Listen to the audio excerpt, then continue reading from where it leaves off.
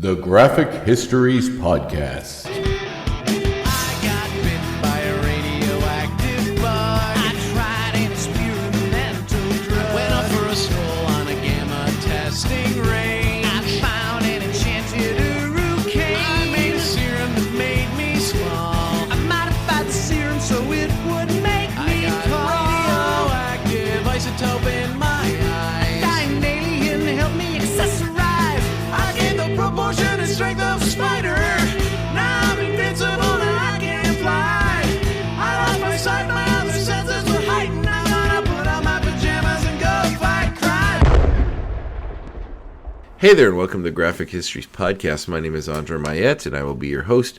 Big thanks to Mock for our theme song, Superpowers. And big thanks to you, listener, for tuning in to another action-packed, fun-filled episode.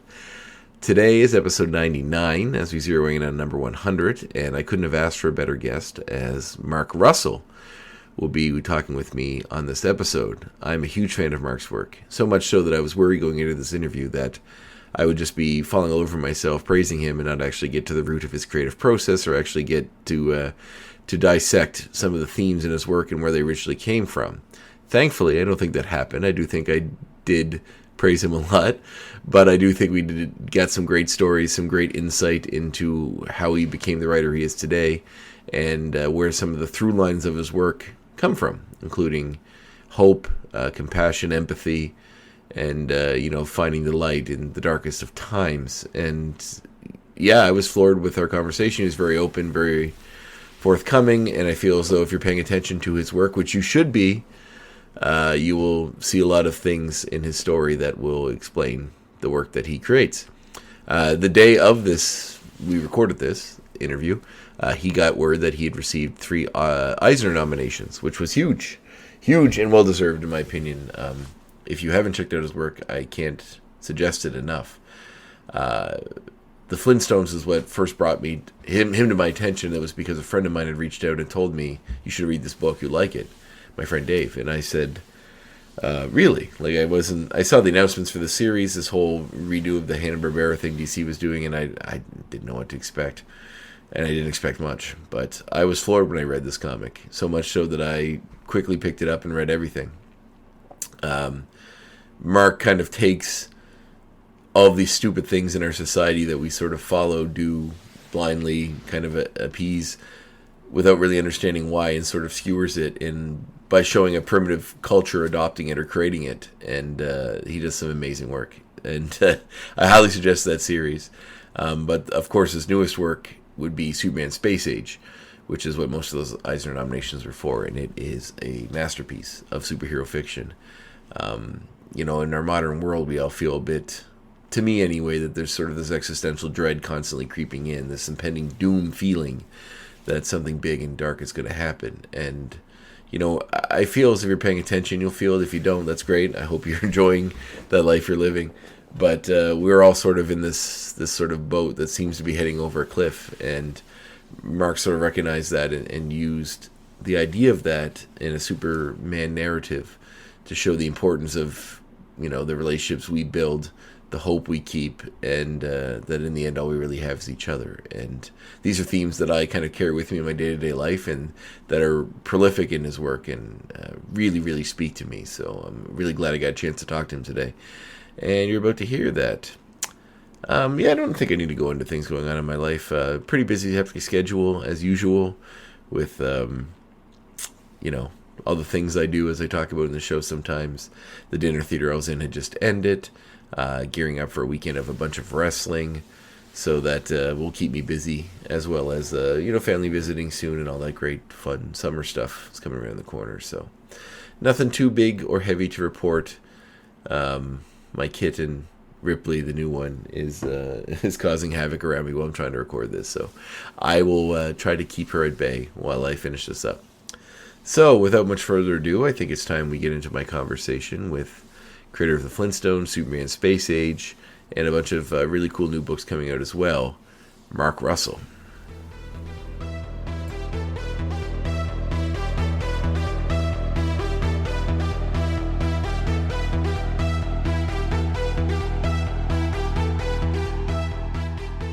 Hello. Hi, how are you? Good. How's it going? Oh, great. Well, it looks nice and sunny there. Yeah, it's beautiful here.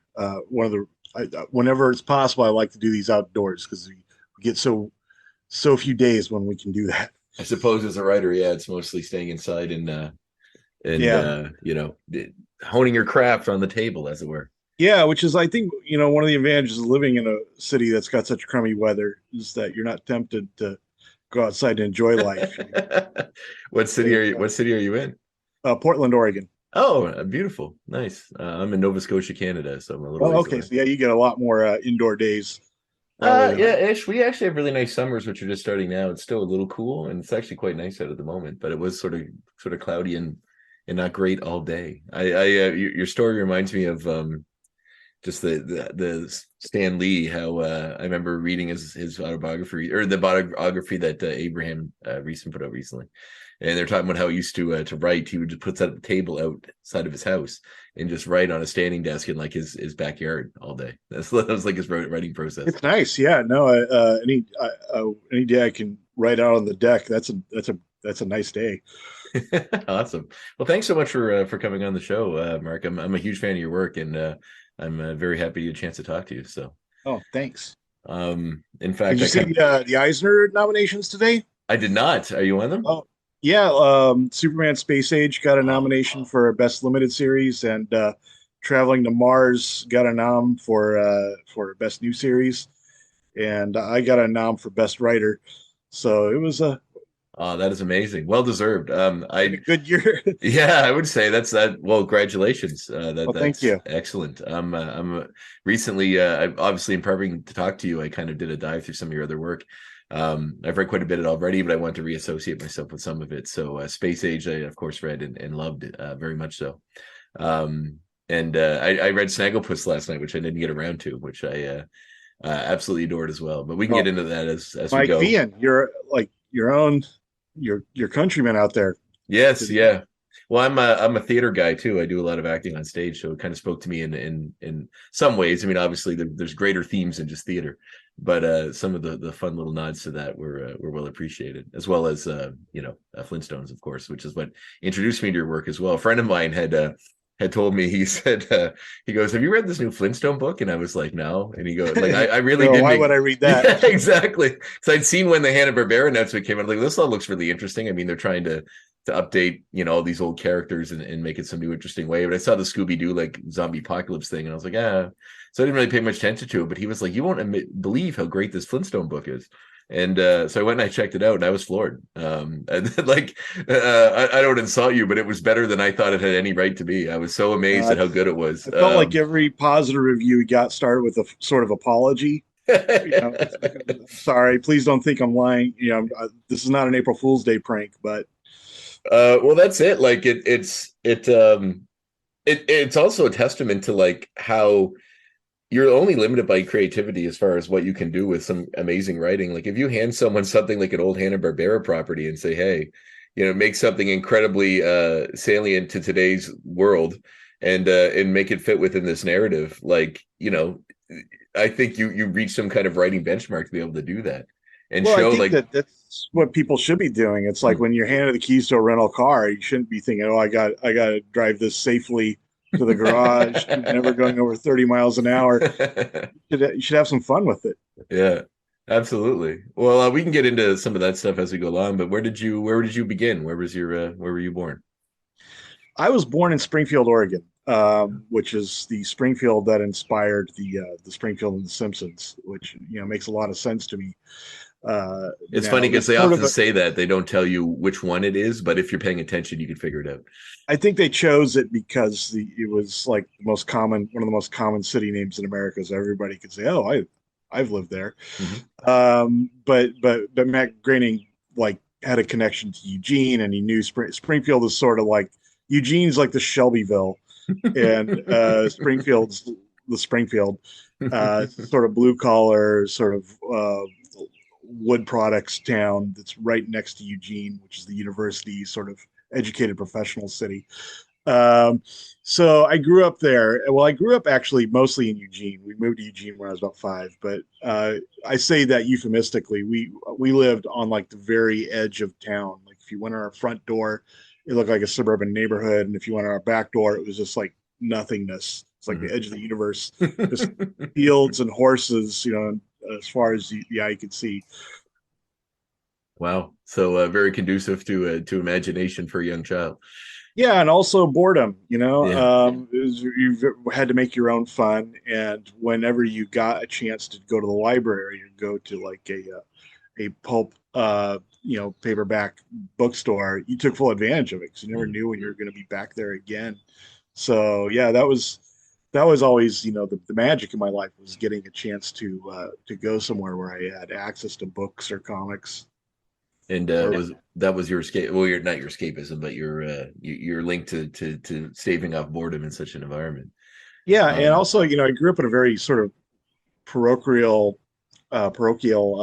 intellectual environment too, because we grew up in a fundamentalist Christian church and only really knew the people in my immediate neighborhood. So it was really quite a shock to go to the library or the bookstore and read books and find out that the world was actually a much bigger place than I was led to believe it was. mhm. And there were all kinds of people with different belief systems and lives that were completely different than our sort of rural, semi-rural lives on the edge of town. So, what age would you say that was where you had that sort of awakening that the world was bigger than just what the fundamentalist church was teaching you, or what was involved with the fundamentalist church? Yeah, I think by the time I was 12, I began to have some a serious understanding that like what I was learning, in my immediate environment needed to be taken with some degree of salt because this was just one perspective.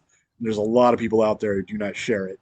And as long as I was surrounded by people who believed the same way I did and looked like I did, the world seemed perfectly. There's no reason to really think about much because it's all explained to me. I don't really need to know much more. But then as I began to read about the world and people and see how much bigger the world was than my immediate environment, then I realized that no, we're just sort of like fooling ourselves into thinking that this is the way the world works. Or, maybe we're right, but we're right within this incredibly small Yeah. framework. Were your And parents that, supportive of that? Have you no, no? Okay. not really. No. When my mom took me to the library, she let me usually pick out two books, and I would usually try to pick out the two books, the most messed up covers I could find. Just why not swing for the fence? Yeah, absolutely. So I remember one time I brought her a book, and the only reason I picked out the book was because it had on the cover a picture of this missile, and the missile had the face of Adolf Hitler on it, and absolutely not. She told me that there was like the library had a weirdo file, and we didn't. And I would get the whole family put on the weirdo file if I checked out that book. So That's a I hell of a would lie. but one of the advantages I think of growing up in sort of even though it was very sort of small town environment, we were connected to a college town, and so you could go into like the bookstore next to the animal feed lot, and there would be books by like Emma Goldman, and there there would be you get Das Kapital or something in there. So I did have I'm grateful in this sense. I grew up in a place small enough that I could ride my bike to a bookstore, but big enough that I could actually find decent books. Mm. And I think the book that sort of really sort of changed the way I thought about literature was Ray Bradbury's Martian Chronicles. Mm. It's like each chapter is sort of a short story. It's about people from all these different walks of life and perspectives going to Mars and having very different experiences. And also, it's like it was the first time as somebody living in the Pacific Northwest, I'd encountered like anything written from the perspective of Native peoples who maybe weren't so happy that you came there, and it just sort of blew my mind. Wow, yeah, this is they're like living atop a heap of misery. Mm. Oh, this is incredibly informational. It's fun, especially just reading some of the the Flintstones. I'm seeing themes, all of this in that, which is awesome. So, do you have brothers and sisters? Were they interested in creativity, creative stuff as well? Yeah, I think we were a fairly creative family. My sister has done some writing. I have a brother too, and he's living in Australia, and I think he played music for a while, and he also I think he is more into sciences, and he works as a therapist. No, So, excellent. yeah, no, I think we turned out fairly decently, all considering. So was there a break from? I mean, obviously, guessing if you're not still involved with the fundamentalist church, at some point you had to check out of that lifestyle. Yeah, and really I mean, I'd sort of checked out, I think, mentally long before I physically had left the church. But I think for You me, sound similar to me. My dad's Catholic, and I think it was around when I was 13 or 14. I was sitting in a religion class, and my dad was always these like go to church once a year on Christmas kind of guy. But it was important to him that we all went and did that. So mom would take us, who was like Anglican, which is a separate, similar religion, but not quite the same. So we would I remember sitting there and the teacher was telling us about how gay people are bad and animals don't have souls and everything on earth is really put here just to make humans' lives better. And I'm like, oh, I don't think I buy any of this. So, like, not a word of this. I was like, I was checking out right around that time too. It's right around you have the conscious thought and you get to realize that that you don't want to just sort of, I guess, accept that that the world right? is so narrow that it's built just for me and people that look like me, and that's and I can Yeah, just count the rest and go about my happy little life. yeah. The math never really added up to me. Yeah. I remember about the first, sort of questions I began to have about the dogma of the church was, telling us about all the people that are going to hell. We Mm. had a comic book stand inside the church that had all those chick I tracts was and gonna say those, yeah. weird right wing conspiracy comics about how the communists are in league with the Jews and the Mm. Catholics are in league with the communists, and you know In the preschool comic. yeah, That's amazing. and I don't think anyone in the church even knew what these comics were saying. They just, oh, these are Christian comics for kids, and they put them out there, not realizing it's like basically put out by the Klan or something. Yeah. So, but I think for me the moment where I kind of like had that like that for real moment was just figuring out the math of like, well, if you are saying that all the Catholics are going to hell and all the Jews are going to hell and all the secularists are going to hell and all the Buddhists are going to hell and all the Muslims are going to hell. And in fact, most of the Christians are going to hell, except for those lucky enough to be born in this hayseed fucking town. What are the odds? What are the odds that I was born in the one sort of place that's not going to hell? And I've never felt that lucky. It's like so I began to realize that the odds, the mathematical odds of them being correct are astronomically slim. I used to always feel that way about the Mormons because they had that whole belief that only like was it 144,000 or something people would get into heaven. It's like those are pretty low numbers. Like, Yeah, aren't that you was a just very Calvinist thing. That there's 144,000 witnesses who are saved, and yeah? everybody else is doomed to for all eternity, and God knows who they are. Mhm. So it's like, well, but if that's the case, then why try? Why bother doing anything? Yeah, Because and also why add more people to the pool to maybe knock yourself out of the 144,000? yeah, Like, why would you want to do that? it's completely predetermined. Then just if God likes you, he likes you. If he doesn't, he doesn't. Why But not that's go out? the ultimate crush. It's like if he made you, so he made you to go to heaven. So like, what's the point of any of it? Like, what's the point of any of it? Like, it's just so ridiculous. Wow. I can understand how people would come to that conclusion. I don't understand why they, having come to that conclusion, could try to continue to live a pious life. Hmm. It's like at that point, why not just get high and go enjoy what little time you have on Earth? Because 99.9% chance this will be the end, and you'll go to hell, or even if you are part of that 0.0001% that's going to heaven, there's nothing you can do that's going to change that. It's all been preordained. So. Yeah, so whatever you do, God wanted you to do anyway, because You're that's completely playing with the house's money. yeah, that's amazing. So did your parents continue? I assumed did your brothers and sisters and everybody get out of it, or is it just you? Yeah, I think we've all kind of moved on to our own Mhm. sort of like spiritual journeys, which are not at all related to the church we grew up in anymore. But yeah, my mother's still deeply in it, and Ah, it makes you know which we just sort of dance around it gingerly at family occasions. I'd But I feel imagine like, with some of your work specifically that she may take umbrage with some of that. Is it just? oh yeah, yeah. Yeah. She hasn't probably read 90% of it, but I think she's she's tolerant of me, so it really, I think, it's not asking too much that I also be tolerant of her. Yeah, that's fair, and that's actually I find, especially lately, in the themes that I notice in your work as well, that like when it comes to this us versus them mentality, regardless of how you feel about whatever side that you're diametrically opposed to, at least treating them with some level of respect is goes a long way in just dismissing them all as being monsters or crazy or whatever. It's not a path to any kind of unification. I respect everybody's decision to self-medicate in their own chosen way. We're all dealing with different damage, different holes in our lives, and so whatever you need to fill them to make yourself feel like you have a place here in the universe, it's like I'm all for it. I think that it's a shame for you to not try to fill those holes or to not try to self-medicate, because the world is such a damaging place. But I think the only sort of existential burden that places on you is to acknowledge that medication that works for you doesn't necessarily work for everybody else, because we're all suffering from different maladies. And I think that's kind of how I define fundamentalism. Fundamentalism is the idea that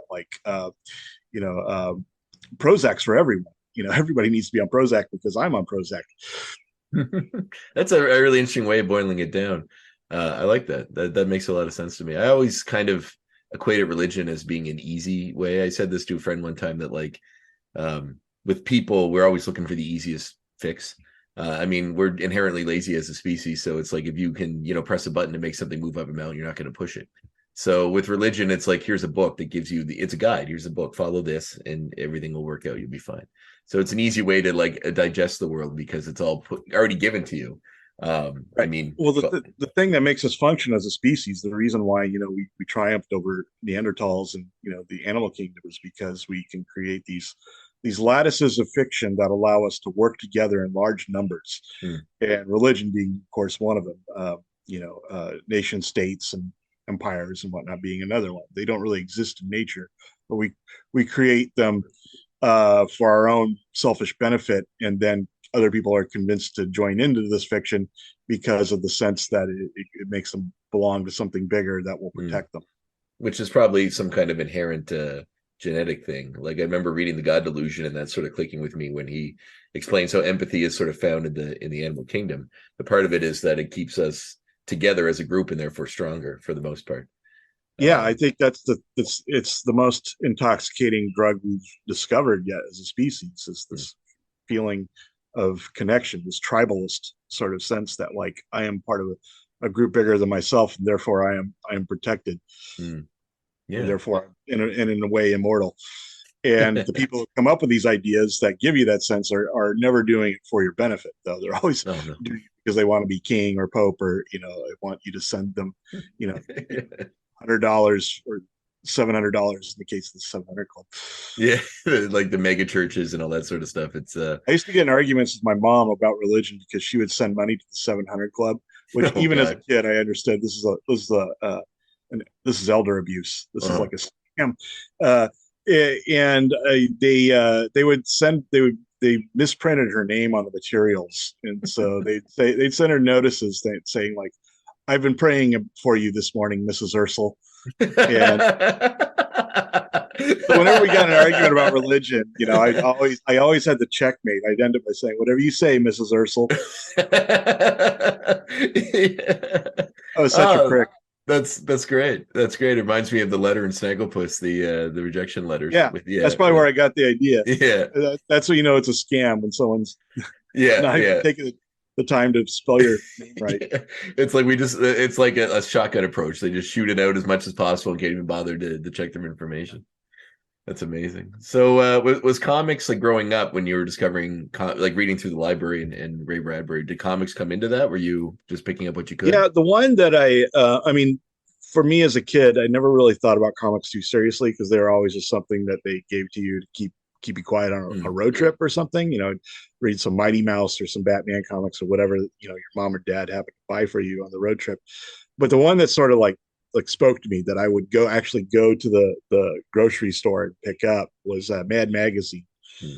To me, that was my love, and I loved the sort of movie parodies they did.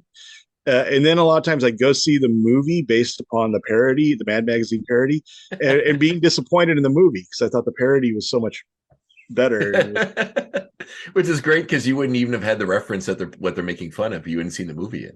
Yeah, So, and to me it was like, oh, this just seems like it would be such a good joke, such a good burn on this movie, but I have no idea because I haven't seen this movie. So then I would go to the movie, and it would enhance my appreciation of the parody and sort of undermine my appreciation of the film I was watching. That's amazing. So, what was writing always something you were doing? Like at this point when you're getting into this, were you trying to write yourself at a younger age? Yeah, or? yeah. I've written and drawn cartoons for about as long as I could remember. I mean, I would stop for years at a time because I want to seem normal, and How did that work out for you? Yeah, I wanted to go to dances. Yeah, the normality thing didn't work out so well. But yeah, I feel like I've always had that urge to create something or to write things down. It's never really gone away, and at some point, it took over my life. And that's kind of why, and the fact that like I'm now able to like make a living at it, do it full time, it makes me feel like I put on pants that fit for the first time in my life. And it's like, oh, this is so nice. I can never want to go back to the cut off shorts or whatever ever again. What were the first writings? Like what was the first thing that got you into a career in writing? Did you go to school for this or did you go to No, I didn't go to school to study creative writing or art of any kind. I went to school to get a job. I just got like a generic communications degree. But the thing that, allowed me, the thing that really sort of broke me into the ranks of serious writers, I guess, to the extent where any of us are serious, was a book about the Bible I wrote called God is Disappointed in You, Yeah. which I truncated every book of the Bible about 3 or 4 pages each. And Shannon Wheeler, the cartoonist, did drawings to go with It's a very iconic cover. I love the cover was the masterstroke because it tells everyone exactly what it is without us having to belabor it in the title. So that was my first sort of published book, and it was as fate would have it, published by Top Shelf, which was a comic book publisher, even though the book itself wasn't a comic book. How did that come about? Was it like your literary agent got that deal, or no? It was Shannon. I think Shannon was. Okay.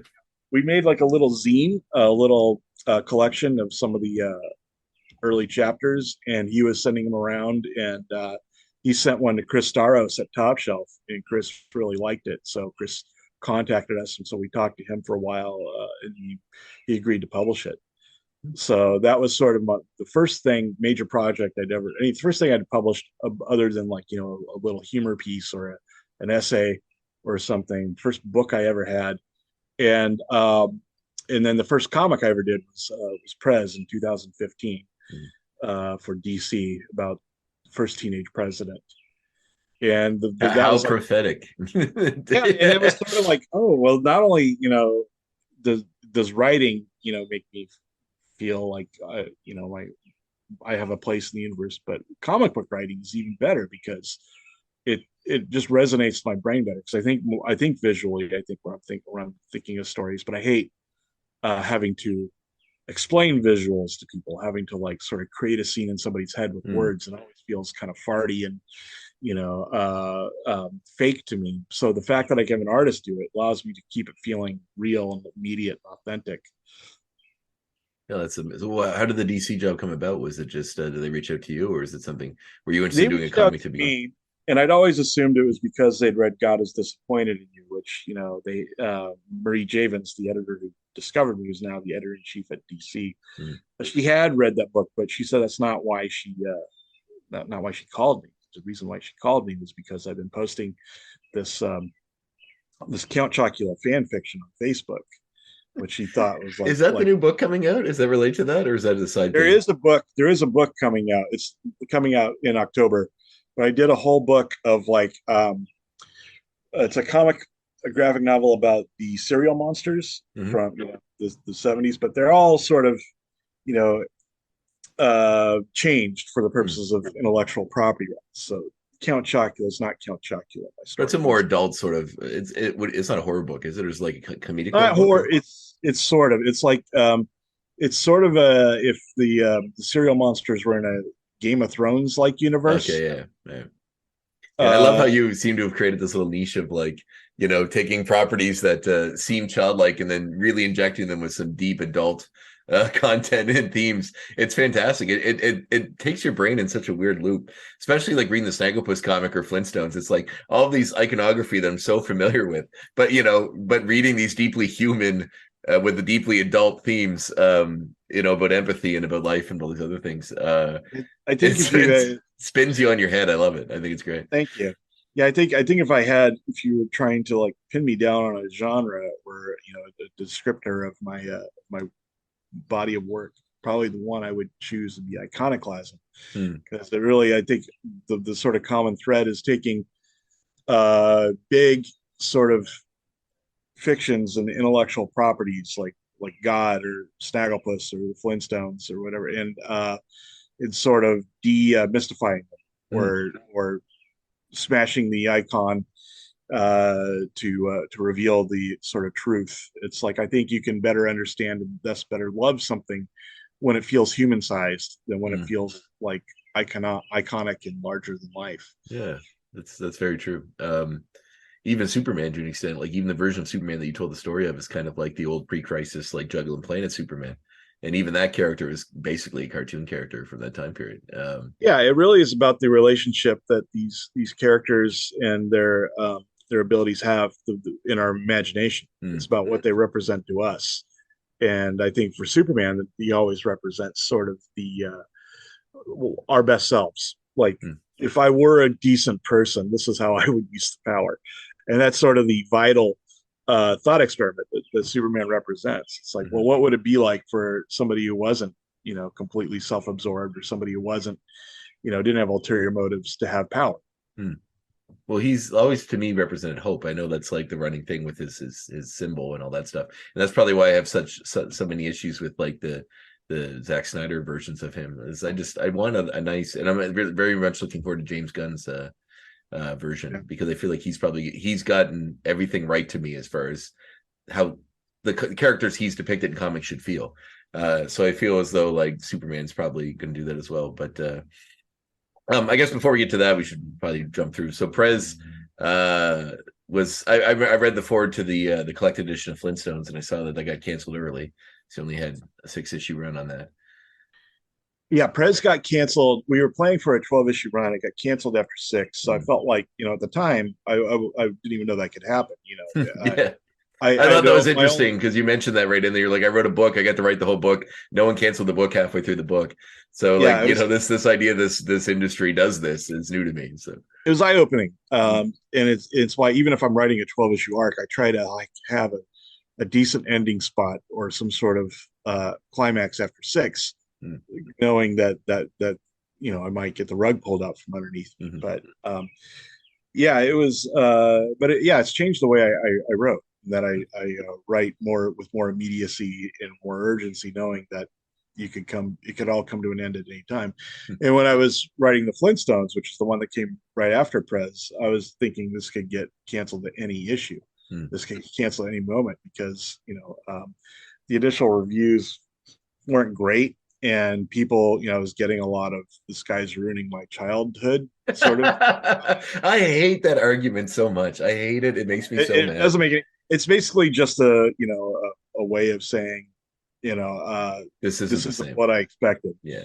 Well, to me, it's exactly. Like what I always find funny about that. Like I think it was most prominent when they like introduced a female Doctor Who, or when they did the female Ghostbusters movie, and people are complaining about this. It's like it's not like Melissa McCarthy's going to kick in your door and like kick you in the balls and steal your copy of Ghostbusters. Like, go watch it. It's still there. You can still watch it. Like, right. Just don't go see that if you don't want to see it. It's fine. The presence of, new ideas does not eradicate the old ones. Yeah, exactly. More comfortable in what you're used to, go back and read that. But there's no point in duplicating it. Yeah. Or trying to ruin it for other people that might enjoy it for what it is, or make them feel bad for enjoying it. That level of artistic, I never understood the point of artistic conservatism. It's like if you enjoy just reliving the pop culture that already exists, that just go live in that bubble, live in that Yeah. capsule with that stuff, but don't begrudge other people the opportunity to like have something new Yeah. to go. It's like, I can understand somebody saying I like Coke but not Pepsi. Mhm. That's fair, but I can't Yeah. understand somebody saying, "Oh, I love Coke, therefore I'm going to burn down the Pepsi bottle." Nobody can enjoy Pepsi. That's right. It's Yeah, all that's really good. yeah, it's a form of Um, fundamentalism. Oh, So 100%. Which your work and especially noticing. I haven't had a chance to read Prez yet. I was trying to track some copies down, but I couldn't in time. But obviously, Flintstones I'm familiar with, and I feel like that comic. So many. Were you planning on going beyond 12, or is 12 your cap? And that was sort of the plan. for the Flintstones, Flintstones, yeah. we I had a conversation with Marie at the sort of the beginning of our run in the Flintstones, like after, because I know that I learned my lesson from Prez, and I knew that Mhm. sales declined with subsequent issues after the Mhm. first issue. So I had a conversation with them after the first one came out. I said, based on the sales of the first issue, how long do you think we could go without getting canceled? And she said, probably about 12 issues. So I said, okay, let's plan to end it at 12 then. Well, I'll just write with the idea of like I'll end the story at 12, and I intentionally made each issue sort of about its own thing. Mhm. There's a longer, more elliptical story arc, but each issue sort of exists and talks about its own thing, so that if they canceled after issue 3 or issue 7 or whatever, Mhm. it would still make sense. It wouldn't, Yeah. wouldn't be like leave people hanging. Mhm. Yeah, it Um, was very much written under. Yeah, I felt like threat. sort of Damocles sort of hanging over your head the whole time. Yeah, no, I really dig that book specifically because I mean there's so many things in our day-to-day life that just seem ridiculous, and if you unpack it in any sort of way, if you actually sit and think about why this is the way it was or what led us to this, it's ridiculous and it's dumb, and we still follow it because of why, like just because it's tradition or whatever. So to boil it down in a simpler way, in a more primitive era, in the way you did, and taking, I love the second issue with crap. It's just like crap. This is buying crap. That's what people do now. It's like yes, and that's persistent. So like going into that and picking apart those sort of ideas, I thought was very interesting. Even the actually one of the through lines through the whole series that deeply resonated with me, especially because I have some strong feelings about organized religion. I generally have a similar one to you in that I feel as though if you can do some good with it, help people get sober, soup kitchens, all that stuff, great. But if you're going to proselytize or judge others because they're not part of your group, and that's where my line is kind of drawn. But with the religious zealots that are trying to come up with the religion that's going to take the world, and they're trying different gods out, and they don't like the certain one, and all that sort of stuff. I think there's the Well, one line where the guy says, "Well, we're not just going to go back to beating each other about the head, are we?" And the one guy in the back's like, "I am." So, yeah, it like, was sort of yeah. about the tension in, like, the history of human religion, which Mm, started out as, like, basically animism, where mm, you notice that there's forces in nature beyond your control, and that nature seems to know things that you don't. mm, So there's a bird that always, you follow a bird because the birds are going to fly to a water source, mm, and the water source would be what saves your tribe of hunter gatherers wandering through the desert, or and so that bird takes on mystical qualities. It's like, well, mm, how does the bird know that where the water is? How do these animals know things that we don't? And so you begin to create the idea of these animal spirits. But then when agriculture took over as the primary means of existence for humans from hunter gathering, our relationship to animals changed. And now, instead of like, well, this wise bird led us to the water, or the caribous come by once a year and give us life because we can hunt them. It was more just like, well, these cows and pigs are our property, and they're stupid, and we hate them because we have to take care of them, and then we eat them, and they're not very mystical anymore. I see yeah. every part of this pig every day, and it's not that wise. Doesn't really have anything to teach me. All it is property.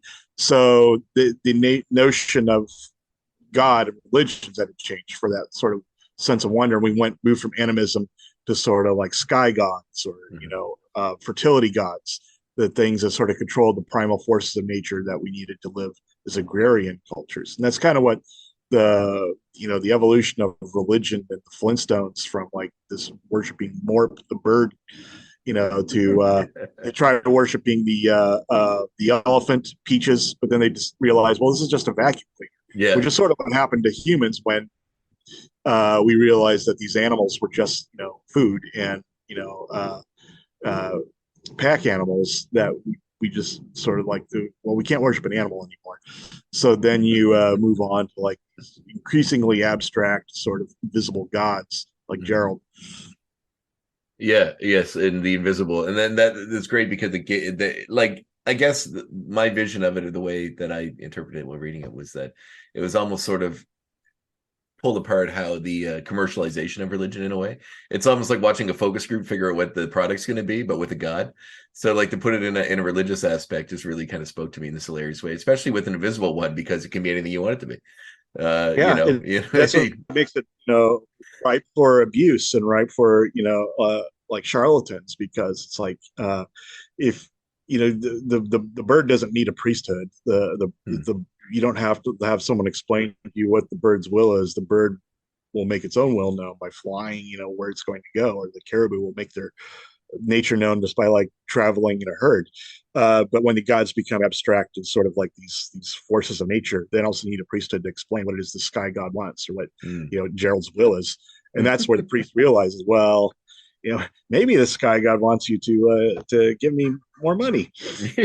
Yeah, exactly. Watching that transit, even in like the first that's when the 700 Club starts sending out their yeah, exactly. Even the first issue with the establishing the Cro-Magnon men that are coming out, they give them the jobs at the quarry, and they work all day, and they give them rocks, and they're like, what do we do with this? And he's like, give it, go buy something else that somebody hated making, which is like just the greatest like single sentence description of like the capitalism. It's civilization. It's the civilization in a nutshell. It's like this. Why we all started.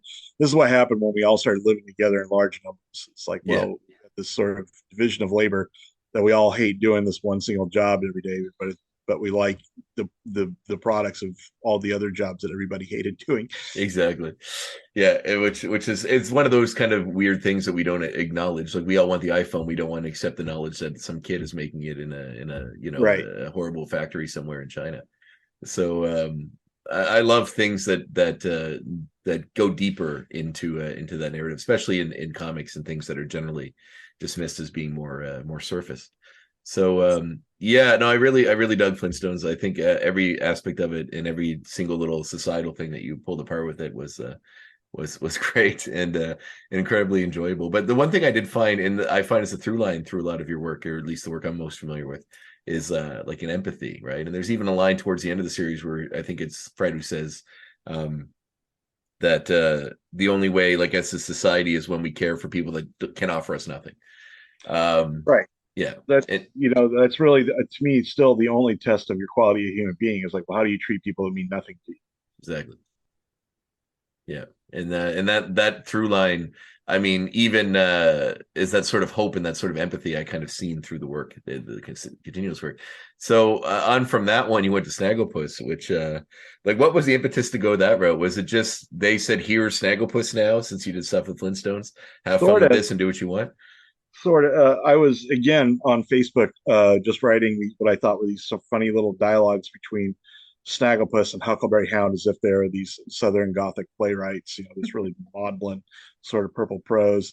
And then out of nowhere, Marie contacts me and says, "Oh, by the way, your Snagglepuss comic has been approved." And I hadn't pitched it. I guess I better write one.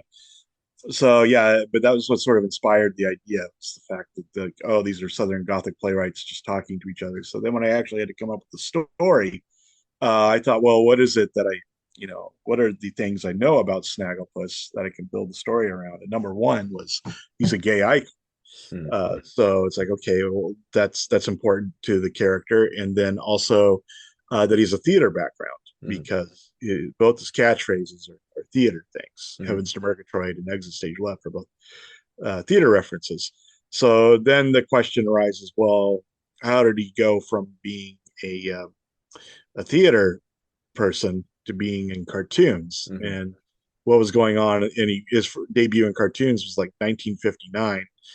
And so I thought, well, what would have been going on that would cause him to have to get out of theater? And then the thing that naturally occurred to me was the Red Scare, or the lavender scare, that he got blacklisted and had to go into cartoons as a way of making a living because he couldn't do it on the stage anymore. And so that sort of drove the story. That was the story in a nutshell. And yeah, I just wrote from there. And they won a GLAAD award too, right? The series. Yeah, I won the GLAAD award in 2018 for outstanding comic. So, not to get deeply into the politics of your wonderful country there, but how much, like, reading into toward the end of Flintstones, and well, actually, when Flintstones started, it was right when Trump was elected, right? Yeah.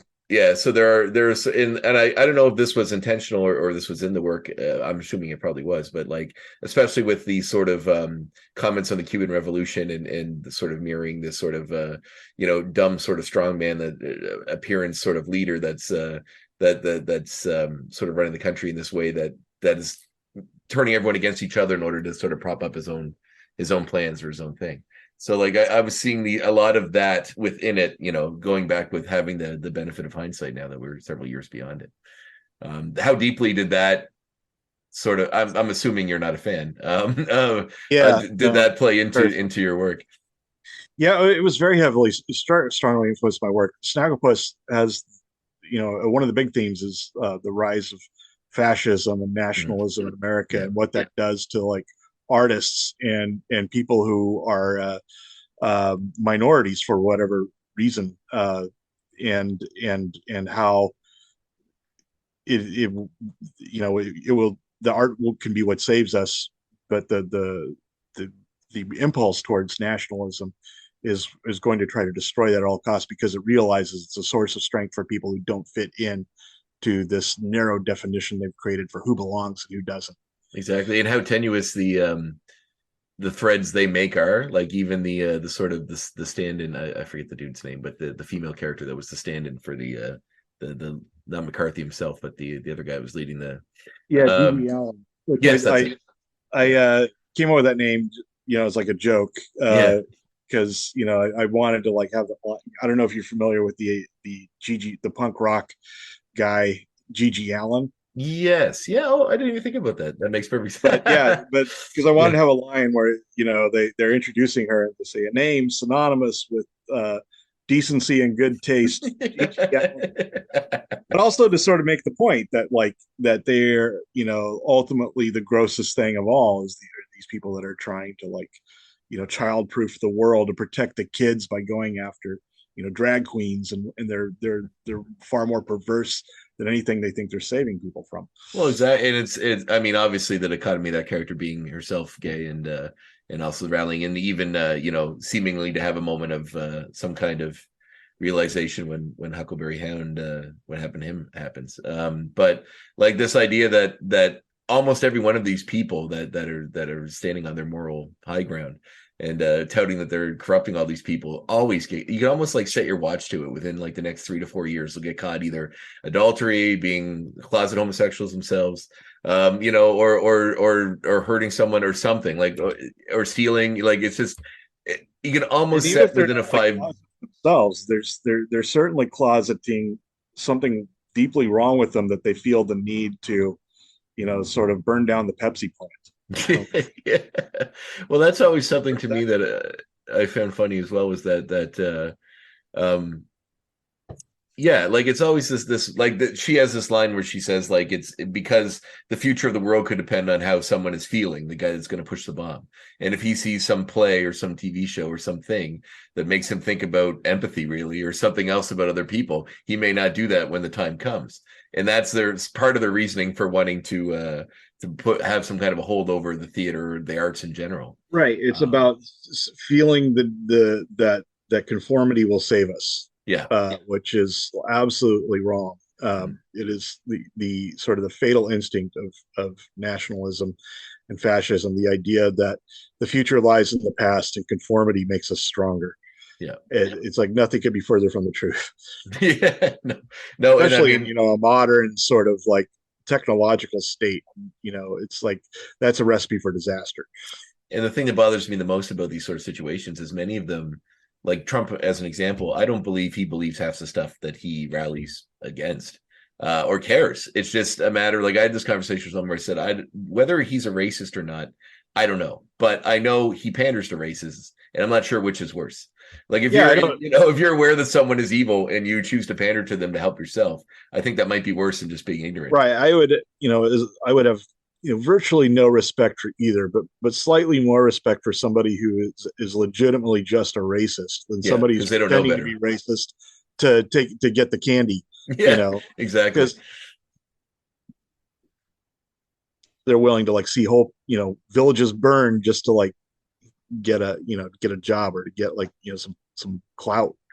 And Yeah. it's like what kind of human being do you have to be to make that calculus? Well, like and with Sagopus and Flintstones as well, there obviously is, and leading into, as we talked about, the story of that, the hope at the end that the art will eventually save us, and that the stands that people make, eventually lead to even showing them that there are people willing to make a stand is in itself a gesture worth making. And interesting with the time period, it fit really well with the narrative with the McCarthyism, but also like the sort of rise of more acceptance of alternative cultures, like and stuff like that in that time period, which is fantastic. But that hope through line, I really felt, and especially as a guy that I often describe myself as saying I have a healthy dose of existential dread on a regular basis. I feel like Superman Space Age was written for me, because it was literally this kind of modern day, like it's hard to narrow it, like to boil it down into the sentence I'm trying to say here, but it's basically that there's like the idea that often it feels like there is no hope, and in that book everything is stacked up against the Superman and the Justice League, and even the way it ends in a way that isn't the conventional way you would expect this to end, but it's still a hopeful ending, almost like a spark amongst a lot of darkness. So I just that I feel like that through line was very important to that series, and obviously it's something that's very important to your work. But in approaching Superman that way, and doing this sort of pre-crisis sort of looming specter of the anti-monitor, and not even having any kind of a fight with him, just that the death is coming, you can do nothing about it, but you have to accept it, and then Superman finding a way to not accept it. But it's not about punching death in the face, it's about using hope and using his abilities to find an alternate route. I guess just expound upon that if you can, about some of your feelings towards that theme, if you can narrow it down. Well, yeah, I feel like it's easy to feel doomed with the way things are going in the world, as I often do. But what is it that allows me to sort of like in my mind tell myself that maybe that we're not doomed? What is it that allows me to think that maybe we have a chance? And really, it is the fact that like we still as human beings need each other.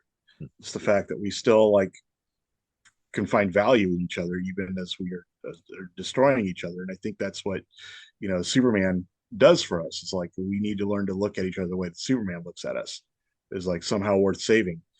And I think that's what that was the backdrop of my mental backdrop of writing that book. It's like, well, how is the human race worth saving, and if so, how do we do it? And really, Superman makes the ultimate choice that he is going to sacrifice himself for humanity, because that's how much it means for him. Because he's going to give us the chance to survive the way we gave him the chance to survive when he was a child. And so I wanted to sort of rediscover that for ourselves, like how it is that we can help each other survive the incredible odds we've created for ourselves. Well, like to me, it felt like, and maybe you can elaborate on this, but that you pick different aspects of what like the people in power are, or at least the human part of that. So it's like you have like the deeply like the looking at the money, the economy with Luthor, who's like, it's all about the money, it's all about the power of controlling things through that. And then you had a character like Batman, who to me is like one of the most human characters. And this idea that, I mean, obviously is, famously the human superhero, but the idea that the thought experiment, the one about the trolley, plays a role very deeply in his narrative as well. In that it's sort of this like don't give an inch, the very human, like almost stubborn way that this is, you can't give in, you need to rally, you need to fight to the last breath. And then with Superman, that's somewhere kind of in this, the empathy and the stuff amongst humans in general, like what you mentioned about all that sort of stuff. And there's and Brainiac, of course, which would be the analytical way. the like this, we can only save so much. We need to quantify what can be saved and do it in a very mathematical way. So it just seemed like all the different ways people view the world and the impending doom, as we all feel is coming, seem to be kind of expanded through those characters. And I just thought that was a very interesting way of doing that. Well, thanks. Yeah, I feel like the trolley problem experiment just kind of been done to death in philosophical circles, but I felt like it was a good sort of way to show the difference between Batman and Superman as a characters, and that like there Superman is very much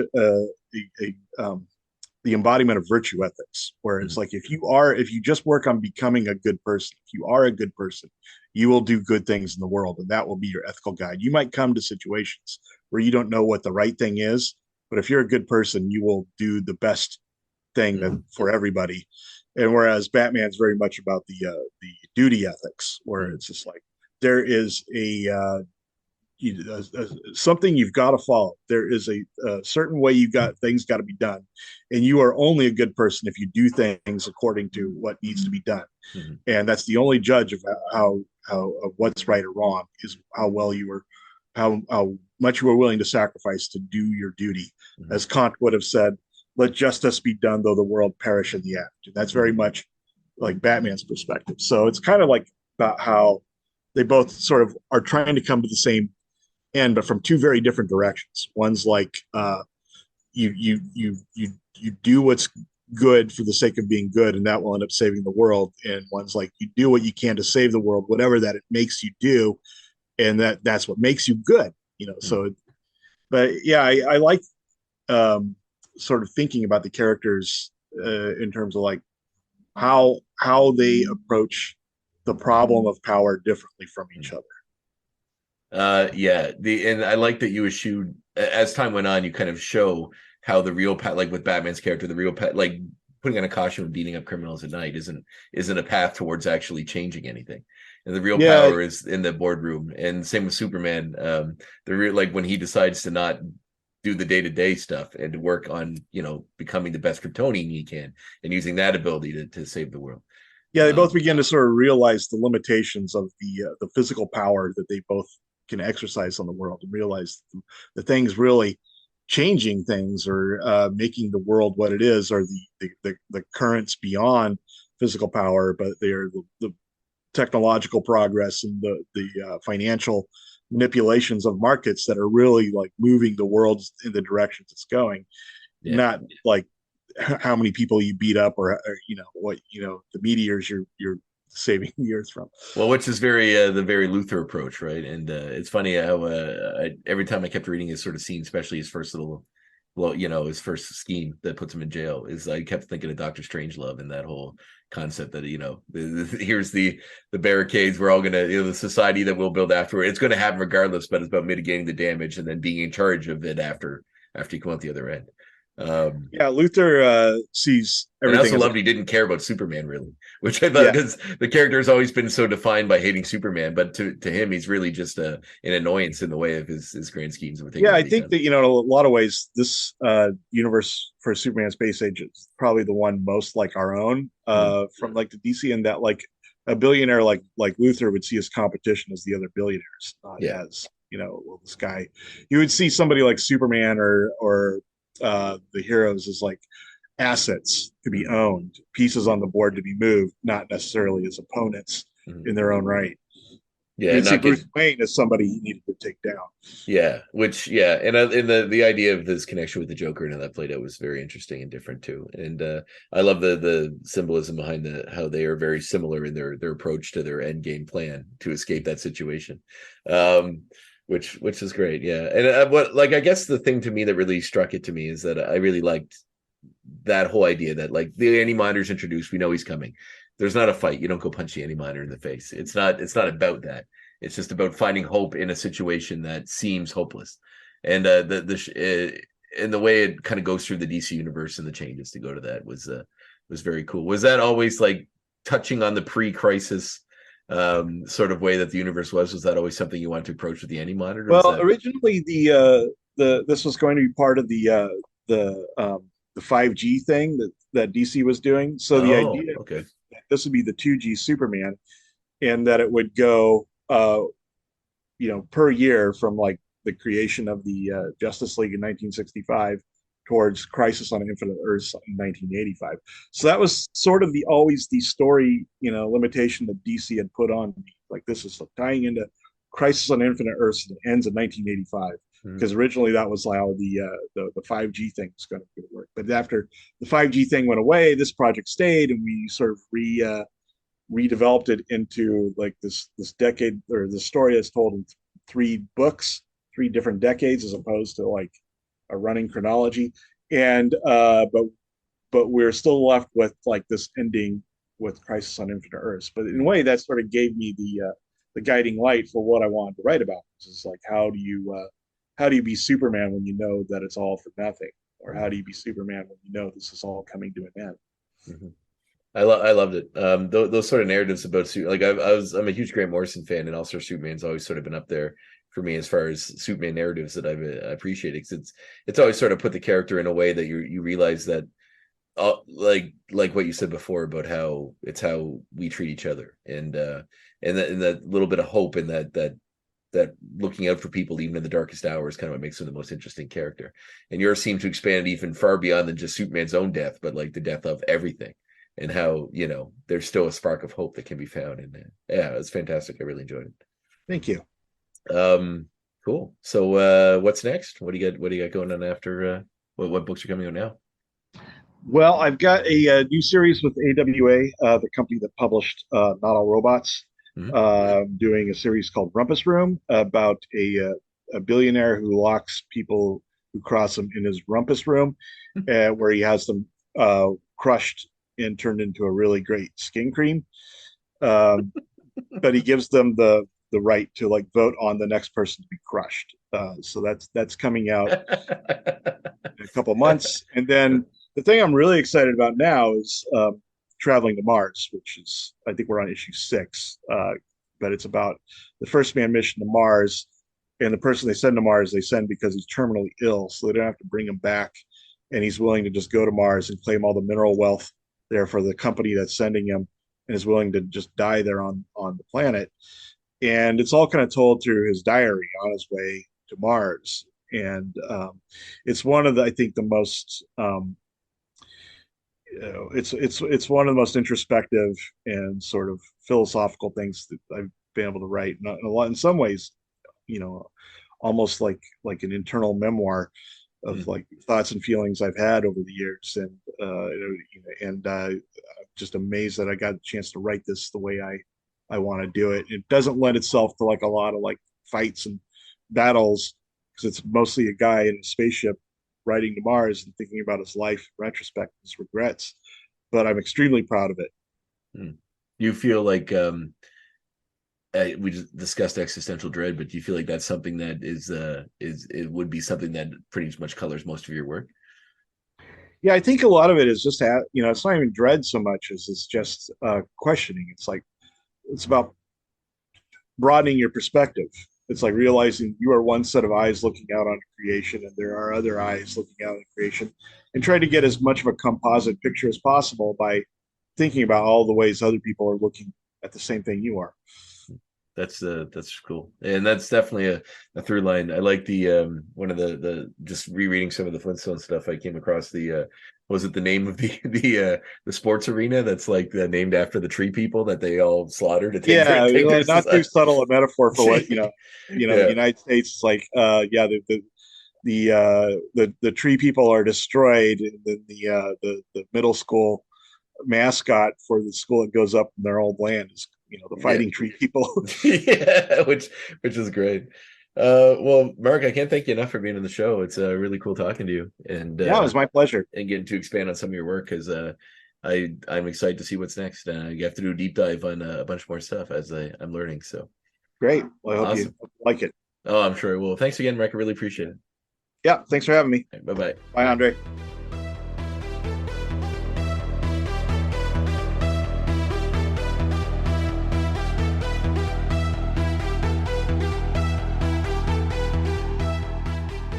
There it is, my conversation with Mark Russell. Man, oh man, what a fun time.